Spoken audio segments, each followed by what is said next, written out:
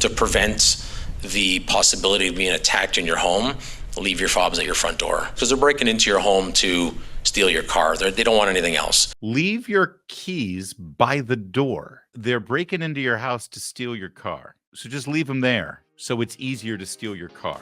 That's the auto theft prevention tactic. Why not just leave the keys right on the hood of your car? In fact, why not just leave your car unlocked with the keys in the ignition? Defunding the police. We saw this in 2020. Black Lives Matter famously embraced Marxist ideas. They wanted the destruction of the basic family unit because they said that was a part of the patriarchy and part of a capitalist old world kind of thought process. They're Marxists. The people who founded Black Lives Matter are confessed Marxists. And the people who embraced the entire defund the police movement, reimagine law enforcement, reimagine policing, reallocate funds for the police in other social welfare avenues, they were all Marxists. And now we're 3.5, 4 years after that movement. And it's good to sort of check in to see how things are going. We'll start in Toronto, where, like the rest of the major cities in North America, they are run by left-wing liberals. In Canada, it's actually literally the Liberal Party. And they were infected by the Black Lives Matter movement and the defund the police movement. You'd think that what happened to George Floyd in Minnesota was something that happened, in downtown Montreal or something. And of course, because of the new social systems that they put in place and the defund the police, reimagine law enforcement policies they put in place, shockingly, Toronto now sees a huge spike in criminal behavior, including home invasions, armed home invasions, where people are breaking in, threatening the homeowners at gunpoint, and stealing their car keys so that they can go and steal their car and drive off. So, in Toronto, the cops have a solution. Car thefts have become more prominent across the GTA, up nearly 25% in 2023 from the year prior. Now, police in York Region are out with a new safety tactic. Hold on, because I know where this is going and I know what the punchline is. I'm sorry. I know that I interrupt the videos early on sometimes, but this is important. As you watch this video and you watch what law enforcement and elected officials are advising the citizens of the Greater Toronto Area, the GTA, about how they should protect themselves. Look at the chyron there. New auto theft prevention tactics. We're going to learn how to prevent auto theft, right? Here's your new auto theft prevention tactic. Okay, let's watch what it is. Door stops have been handed out to some residents in an effort to prevent door kick break-ins to steal car keys. It's a move that has one Unionville family feeling uneasy. So it's gotten to the point where they're actually just handing these things out to residents. That's, to me, shows that it's very high risk. I'm not sure if the whole street got it, but when I was talking to my parents about it, they said that they were handing it out to the houses that back up onto the park because they're more of a high-risk area. Ali Galinsky says her family received the doorstops along with installation instructions last week, just days after police went door to door in her neighborhood, handing out pamphlets on auto theft prevention. It gives you some tips, like invest in an alarm system and security cameras, install motion sensor lights, keep your windows and doors locked, trim trees and shrubbery so there are clear views from the street, and don't post vacation plans or luxury purchases on social media.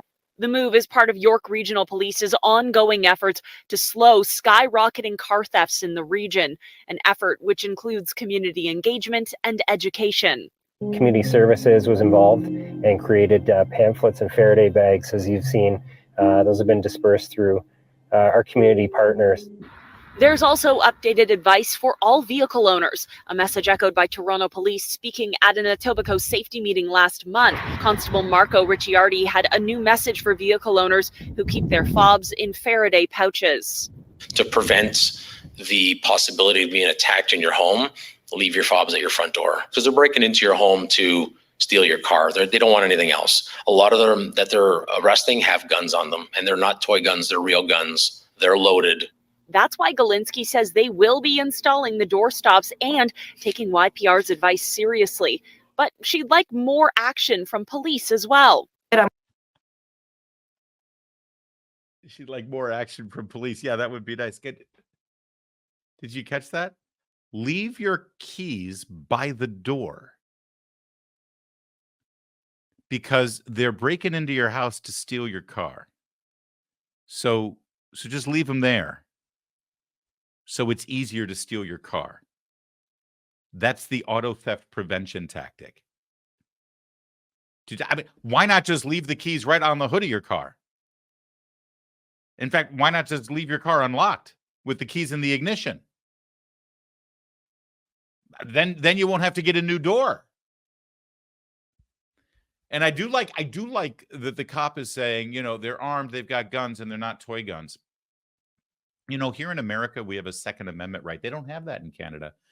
In fact, I'm sure you've engaged in conversations with your Canadian friends who were just aghast at the gun violence in America. And it's like, that's why we have gun laws in Canada. There's no private ownership of guns in Canada. But I'll tell you this.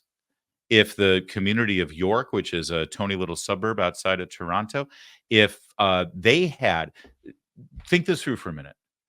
If York was the only city in all of Canada where homeowners were allowed to have guns in their possession and they were able to use them if someone were trying to break into their home. Let's just think this through for a minute. Anyone in Canada watching this, I want you to play along with this game with me because I think it's going to be really educational. If the community of York is having a run of car thefts and house break-ins, right?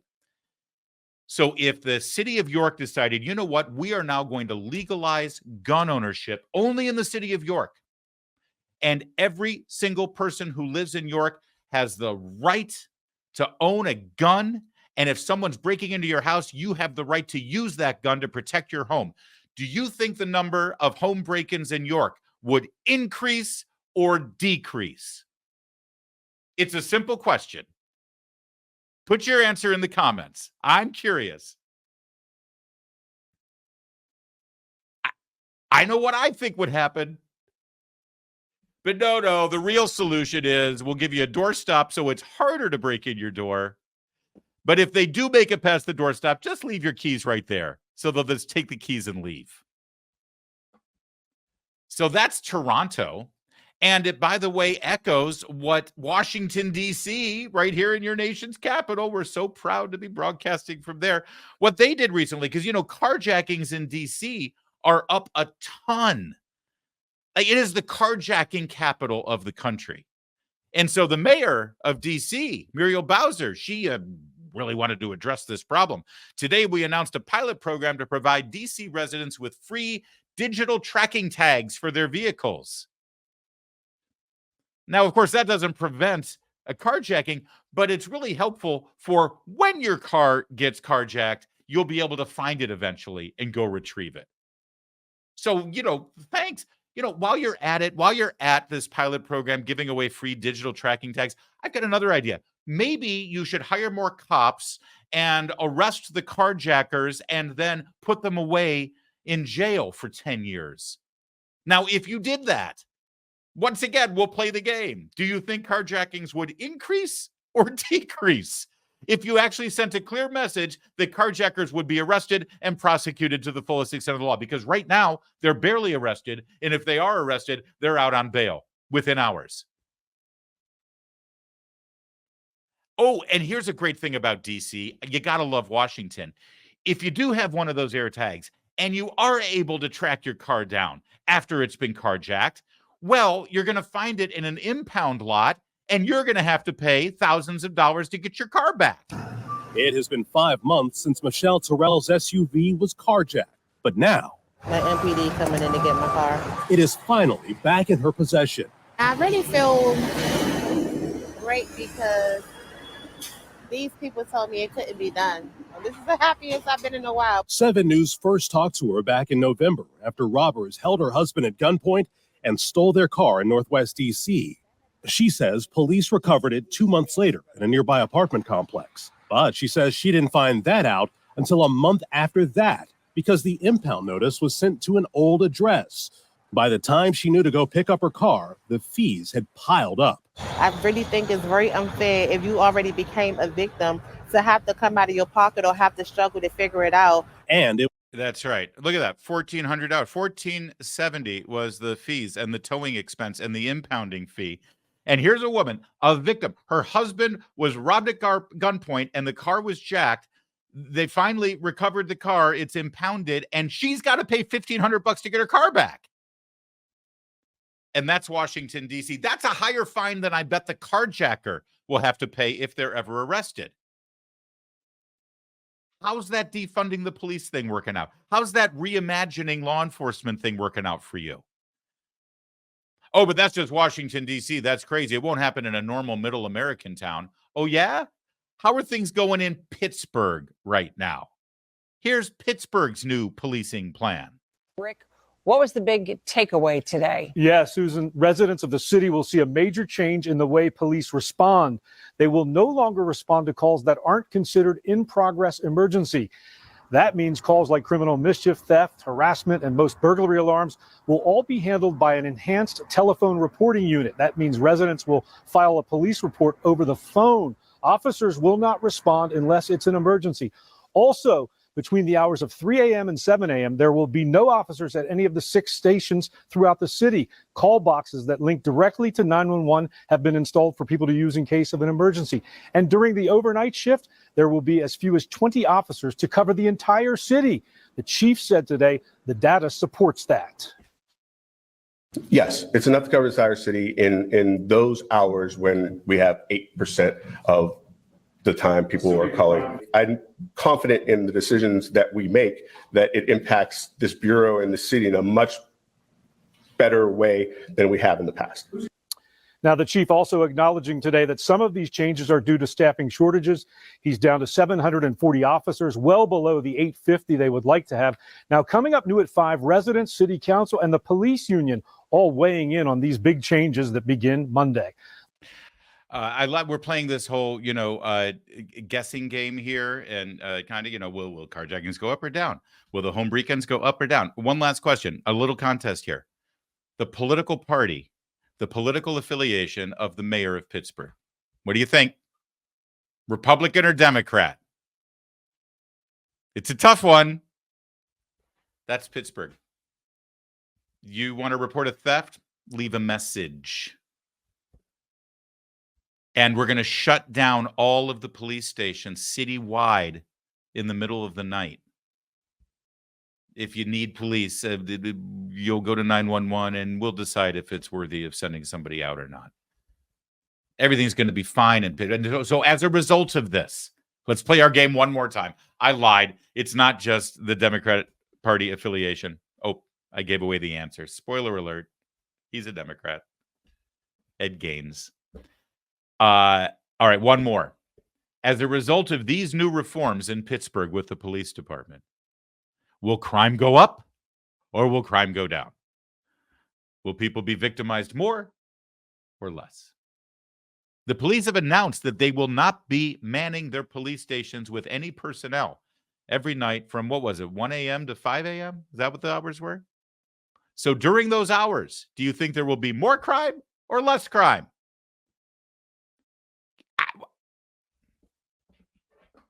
You know what? With the economy the way that it is, with the president's brain broken, with crime as bad as it is, and Democrats having solutions like this that actually empower the criminals and further victimize the citizens, with the border in crisis, with national security completely twisted into beyond recognition, I return you back to my colleague Kurt Schlichter's article today at townhall.com. Republicans, please, could you do whatever you can do to find it in yourself to not screw this election up? Because it's right there for you on a silver freaking platter. All you need to do is not screw it up.